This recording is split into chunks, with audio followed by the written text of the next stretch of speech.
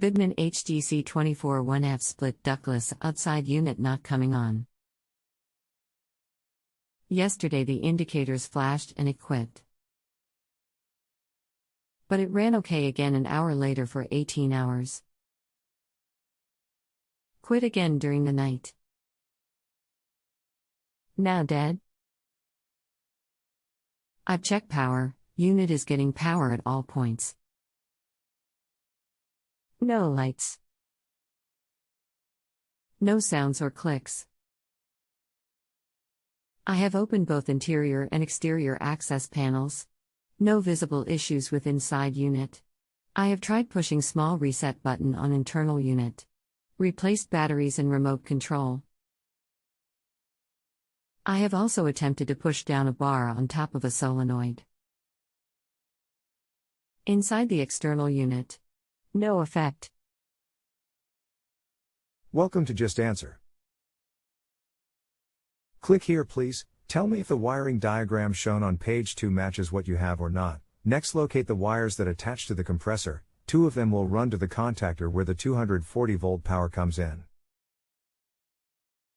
The contactor has a push bar on it that a trained HVAC technician can push in with an insulated handle screwdriver.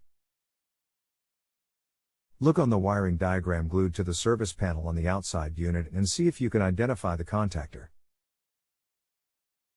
If you can, use a multimeter set on voltage to check for 240 volts across the 2 heavy wires that go from the contactor to the compressor. We can go from there until we get the situation solved as long as you keep rating my assistance positively. Phil. The wiring diagram you attached is similar but not identical. Unfortunately, the diagram inside the AC exterior unit is water damaged. Photo attached. The bottom items differ between the diagrams. I am not sure, but the difference seems to be the 24-volt trigger. I cannot see low voltage wires between the interior-exterior unit. Perhaps the yellow wires on the side of the contactor. These yellow wires show 120 volts on my voltmeter both when the contact bar is pressed or released. They show 0 volts when across each. The compressor lead wires are receiving 120 volts on each lead against ground and 0 volts across. Hello again, we can discuss the line voltage first. A workable 240 volt power feed consists of 2 wires. Line 1 and line 2. The voltage read between the 2 wires will be 240 volts approximately. Each leg of that power feed will read 120 volts to ground. Underscore if one of the lines, either line 1 or line 2 is not working, then you will still get 120 volts to ground from each line. That is because the remaining hot line is feeding back power through the unit to the dead line, allowing both to read 120 volts to ground. In that case, however, you will a 0 voltage read between line 1 and line 2. Line 1 and line 2 are the 2 heavy wires that enter the outside unit from the disconnect switch on the wall.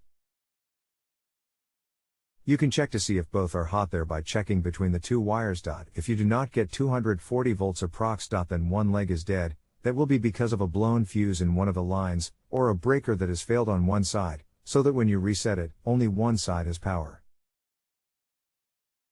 Underscore the coil voltage on the contactor on the diagram I sent shows that it is 24 volts. That is the industry standard. The 24 volt wiring is very small wire, 18 gauge. There are 2 of them, one of them goes to each side of the contactor. It is possible that your model used 120 volts to operate the coil on the contactor.